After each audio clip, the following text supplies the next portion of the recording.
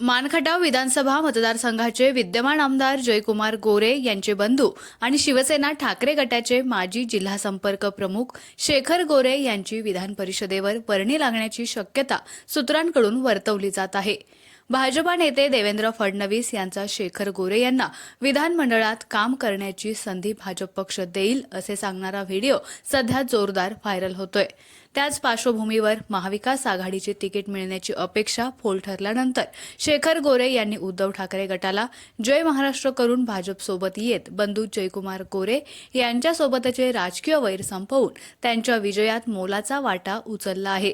त्यामुळे शेखर गोरे यांची विधान परिषदेवर वर्णी लागून एका मतात 2 आमदार होणार का याबाबतची उत्सुकता कार्यकर्ते आणि मतदारसंघातील जनतेला लागली आहे।